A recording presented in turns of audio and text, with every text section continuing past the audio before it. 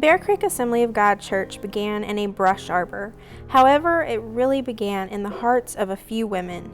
Lovey Pitts and several of her daughters and granddaughters met in their homes on Sunday to study the Bible and prayed for God to help them start a church here in Bear Creek. As a result of their prayers, God sent a minister to run a revival in the brush arbor. And later, Lovey Pitt's niece and her husband, Eunice and Dexter Gallops, agreed to come and start a church. They lived with Ed and Janie Lee while he built the original wood-framed church. Everyone was so thankful to God for that small church which had no electricity or air conditioning. It was heated by a pot-bellied stove and cooled by leaving the windows open for the wind to flow through. People from over a mile away said they could sit in their yard or on their porch to listen to the singing coming from the church. The women of the church would sell eggs, vegetables, milk, homemade quilts, and anything else they could to purchase the things that the church needed. Many of the first years after the church began, with the exception of Ed Lee and Pastor Ellis, men were never in attendance at services. Some jokingly referred to Bear Creek as being a hen church.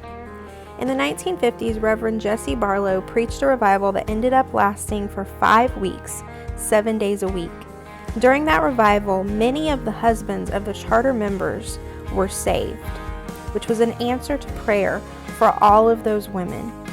In the 1960s, God enabled the members of the church to build a new building, which is where the church is located today. The new building restored the faith and the vision God had for Bear Creek Assembly of God. In the 1970s, during the ministry of Pastor Hunt Cunningham, the youth of the church participated in a great revival sweeping across the city, much like the one of the 1950s. There was a great move of God in the revival as it lasted 6 weeks. During this time, many changes were happening in the church. One of the biggest changes was in the music. In addition to a choir, an ensemble was started.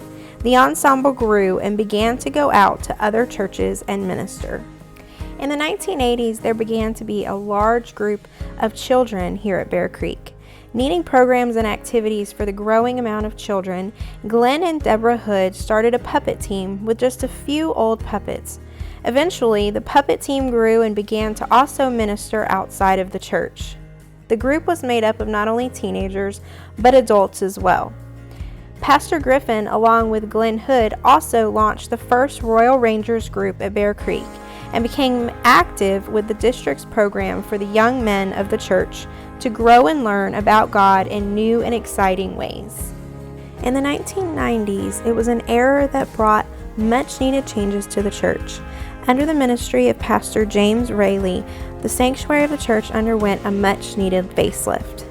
In the 2000s, the renovations that had begun under Pastor Rayleigh were able to be completed.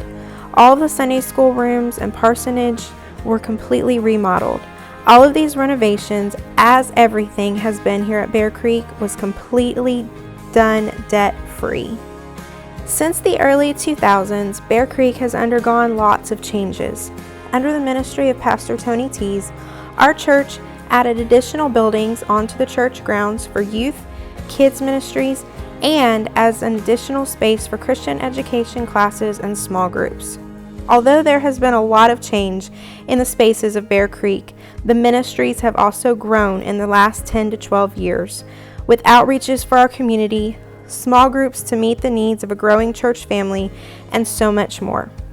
The one thing that has remained a constant vision throughout the years of Bear Creek Assembly of God is this: because every soul matters to God, this church will be a place where people meet God, find freedom, discover their purpose, and make a difference.